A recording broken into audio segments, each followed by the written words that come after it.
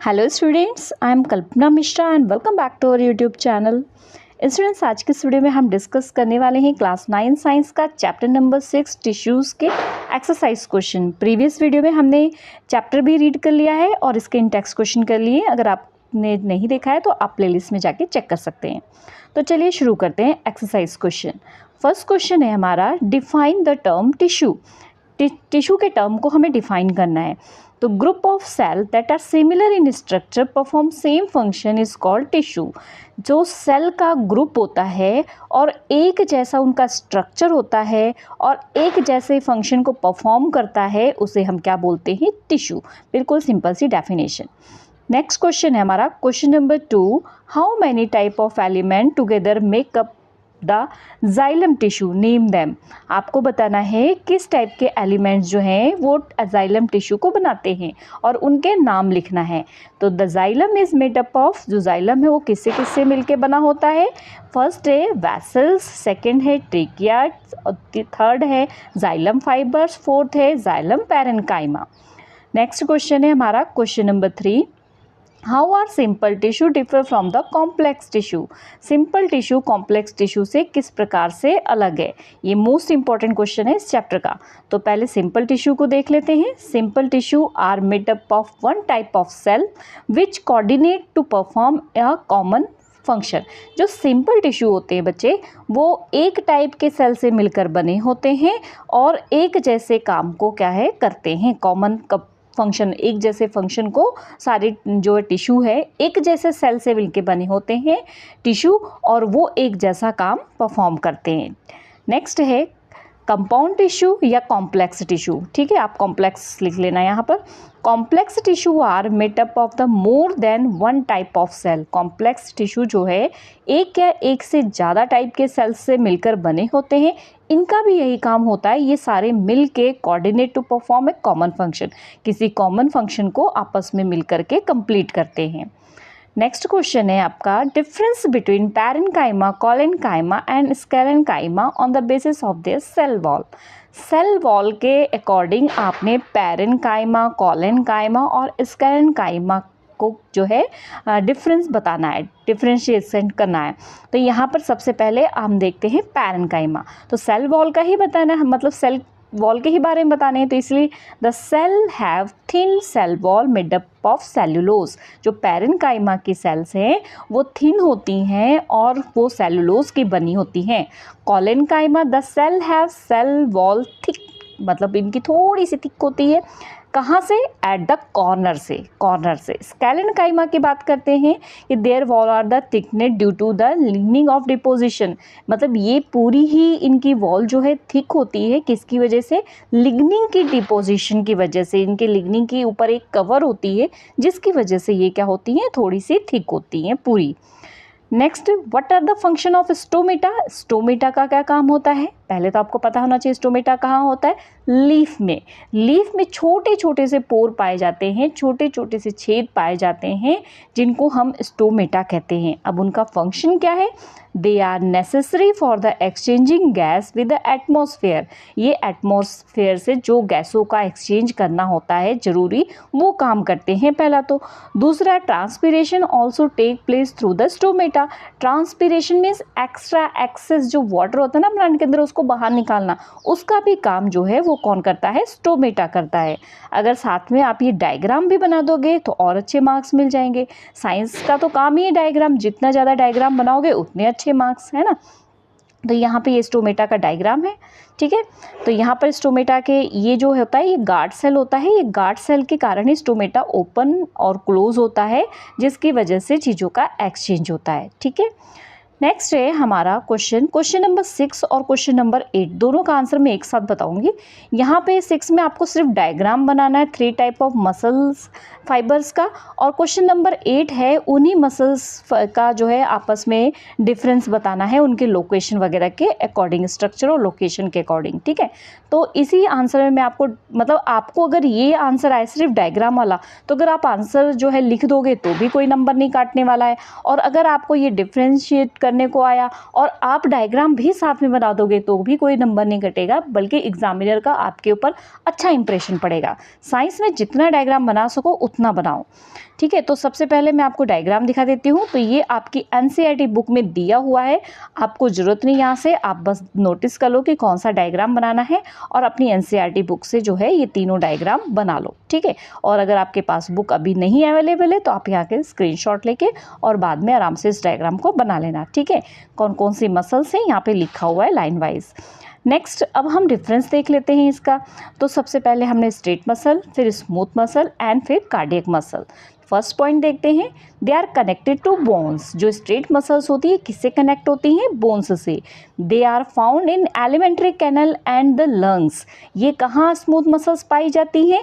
ये alimentary canal क्या होता है? जो हमारा डाइजेस्टिव सिस्टम होता है ना, जब हम खाना खाते हैं और हमारा खाना जिस जिस रास्ते से होकर के गुजरता है वो हमारा एलिमेंट्री कैनल होता है। ठीक है, लंग्स का तो आपको पता ही है, तो वहाँ पर हमारी स्मूथ मसल्स पाई जाती हैं।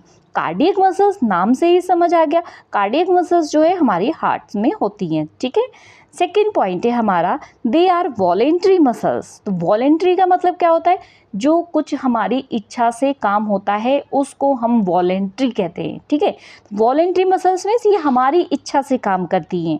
और दे आर इनवॉलेंट्री मसल्स, जो एलिमेंट्री कैनाल में है, लंग्स में है, ये हमारी इच्छा से काम नहीं करती। इनकी इच्छा होगी तो काम करेंगी, नहीं इच्छा होगी तो काम बंद कर देंगी। ठीक है, और ये क्या होती हैं? वॉलेंट्री। वॉलेंट्री का मतलब ये हमारी इच्छा से काम करती हैं। ठीक है, बात इतनी समझ आ गई। चलिए आगे थर्ड पॉइंट लिख देना, the cell are long and cylindrical. इनकी सेल्स कैसी होती हैं? लॉन्ग होती है और सिलेंड्रिकल होती है शेप में। और इनकी सेल्स जो होती है स्पिंडल शेप में होती हैं और इनकी सेल्स जो होती हैं वो ब्रांच्ड होती हैं। नेक्स्ट फोर्थ पॉइंट पे आ जाते हैं, the cell are the multinucleate. इसमें मल्टी न्यूक्लिएट, जो न्यूक्लियस होता है मल्टी न्यूक्लिएट होता है, बहुत सारे न्यूक्लियस होते हैं। And the cell are uninucleate, और इनके सेल जो है यूनी न्यूक्लिएट, सिंगल न्यूक्लियस वाला होता है। और इसका भी सेल जो है यूनी न्यूक्लिएट मतलब एक न्यूक्लियस वाला होता है। नेक्स्ट क्वेश्चन है, what is the specified function of the cardiac muscle. Cardiac muscle अभी हमने पढ़ा कहाँ होता है? हार्ट में होता है, तो उसका स्पेशल फंक्शन तो आपको समझ आ गया होगा, है ना? क्या है? Cardiac muscle undergoes the rhythmic contraction and relaxation. जो कॉन्ट्रैक्शन और रिलैक्सेशन की जो रिदमिक होती है, मतलब सिकुड़ना और फैलना, ठीक है, कार्डियक मसल पहले तो उसमें हेल्प करता है। आपका हार्ट जो है ऐसे होता है ना, धक धक धक धक होता है ना, जिसको हम लव डब बोलते हैं। ठीक है, तो they are the responsible for the heart beat and thus the play a role in the circulation of blood in the body. और इसी के कारण हार्ट बीट होती है, और इसी के कारण मतलब ये मसल्स जो होती हैं कार्डियक मसल्स, इनके कारण कॉन्ट्रैक्शन रिलैक्सेशन होता है, और इसी के कारण हार्ट बीट चलती है, और इसी के कारण हमारे ब्लड का जो है पूरी बॉडी में क्या होता है? सर्कुलेशन होता है। ठीक है, नेक्स्ट है, draw the label diagram of neuron. Neuron का डायग्राम बनाना है। तो ये सिंपल सा न्यूरॉन का डायग्राम आपकी एनसीईआरटी बुक में दिया हुआ है, आप मार्क कर लो और वहाँ से ये डायग्राम बना लेना। ठीक है, तो इसमें देखो यहाँ पे जो बीच में होता है इसको हम न्यूक्लियस कहते हैं, यहाँ पे जो ब्रांच जैसा निकला होता है इसको डेंड्राइट्स बोलते हैं, और यहाँ पर इस हिस्से को हम सेल बॉडी बोलते हैं। ये जो हमारा जा रहा है और इसके बीच में जो पार्ट्स हैं इसको हम एक्सॉन बोलते हैं, सबको इनको हम एक्सॉन बोलते हैं। ये जो पूरा लंबा सा जा रहा है इसको एक्सॉन बोलते हैं, और लास्ट में ये जो है इसको हम नर्व एंडिंग बोलते हैं। तो यहाँ पर क्या होता है? ये सेंसेशन का काम करता है, हमारी बॉडी में जो मैसेज भेजता है ना, हमें टच की फीलिंग होती है, मतलब जितने भी हमारे सेंस ऑर्गन होते हैं वहाँ सब में ये न्यूरॉन पाया जाता है। बाकी इसकी फुल डिटेल हम 10th में पढ़ेंगे। चलिए आगे चलते हैं, नेम द फॉलोइंग। आपको नाम बताना है किसके किसके? Tissue that form the inner lining of our mouth, मतलब हमारे जो माउथ में है वो उसमें कौन सा टिश्यू पाया जाता है उसका नाम बताना। यहाँ पर इसका कोई आपको डिटेल बहुत ज़्यादा आंसर लिखने की ज़रूरत नहीं है, यहाँ पर सिंपली सिर्फ आपको क्या करना है, इनके सिर्फ जो नेम है वो लिखना है। ठीक है, तो चलिए इसके नेम हम देखते हैं। तो सबसे पहला आपका जो दिया हुआ है इसका नेम, कि इसमें क्या किया गया है कि सबसे पहले tissue that form the inner lining of our mouth, हमारे माउथ में जो इनर लिनिंग होती है, ठीक है, उसको जो परफॉर्म करता है, जो टिश्यू परफॉर्म करता है, हमें उसका नाम बताना है। तो उसका नाम क्या होता है? उसका नाम होता है स्क्वेमस एपिथेलियम। ठीक है, क्या होता है? Squamous epithelium. अभी आपको सारी स्पेलिंग दिख जाएगी। ठीक है, पहले आप इसको देख लो कौन कौन सा होता है। Tissue that connected muscle to bone, अभी हमने पढ़ा मसल और बोन को कनेक्ट करने वाला। ठीक है, टेंडन्स होते हैं। उसके बाद tissue that the take the card food in the plants, वो होता है phloem.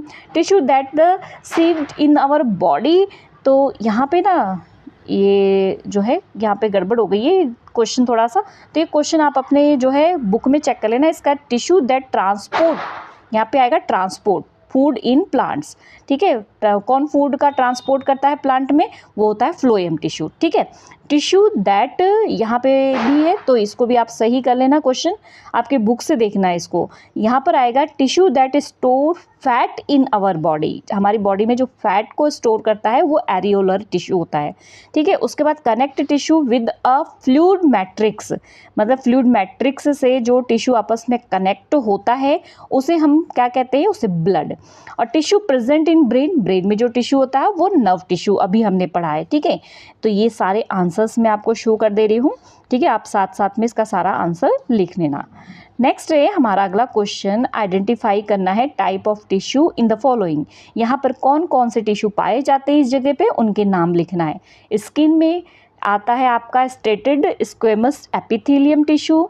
Next bark of tree, bark of tree जो पेड़ की मोटी मोटी छाल होती है ना, उसमें कॉर्क प्रोटेक्टिव टिश्यू। और बोन्स में होता है कौन सा? Connective tissue. उसके बाद leaning of the kidney, kidney के लिनिंग में होता है क्यूबॉइडल एपिथेलियल टिश्यू। ठीक है, टिश्यू कर लेना इसको। वस्कुलर बंडल में होता है कंडक्टिंग टिश्यू। ठीक है, नेक्स्ट क्वेश्चन है, name the region in which the parenchyma tissue is present. Parenchyma tissue कहाँ प्रेजेंट होता है वो बताना है। तो pith and cortex of the stem, stem और रूट के जो कॉर्टेक्स मतलब जो हार्ड पार्ट होता है ना, वहाँ पर ये प्रेजेंट होता है। Next, what is the role of the epidermis in the plant, plant में एपिडर्मिस का क्या रोल होता है?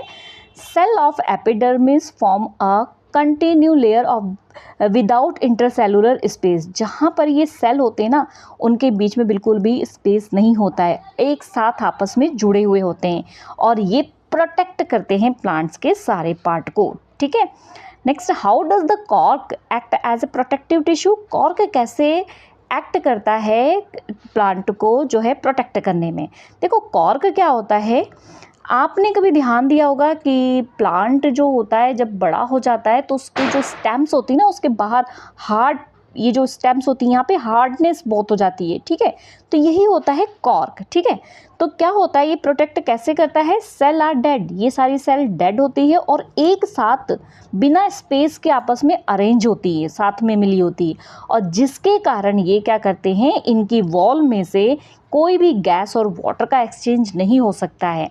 मतलब इनके पास जो पानी है वो ऐसे ही बाहर नहीं निकल पाएगा, वो उसको संभाल के रखेंगे ताकि प्लांट को ज़्यादा समय तक जीवित रख सके। नेक्स्ट आपको एक टेबल दी गई है, उसमें कुछ स्पेस खाली है, वहाँ पर जो है आपको आंसर को फिल करना है। तो यहाँ पर देखो, यहाँ पर सारी टेबल आपकी बनी होगी, ये जो लाइट है एरिया ये आपको शायद फिल करना है। आप अपनी टेबल को बुक में देख लेना, जो एरिया खाली होगा वो भर लेना। ठीक है, वैसे तो आपको ये वैसे ही याद होना चाहिए। परमानेंट टिश्यू 2 टाइप के होते हैं, simple and complex. Simple tissue 3 type के होते हैं, पैरेन्काइमा, कोलेनकाइमा और स्केलेनकाइमा। कॉम्प्लेक्स टिश्यू 2 टाइप के होते हैं, जाइलम एंड फ्लोएम। ठीक है, तो इस तरीके से इसको कर लेना। तो ये हमारे क्वेश्चन आंसर्स जो है कंप्लीट हो गए हैं। अगर वीडियो आपको थोड़ी भी हेल्पफुल लगी है तो वीडियो को लाइक और चैनल पर नए हैं तो चैनल को सब्सक्राइब जरूर करना। मिलते हैं नेक्स्ट वीडियो में, बाय।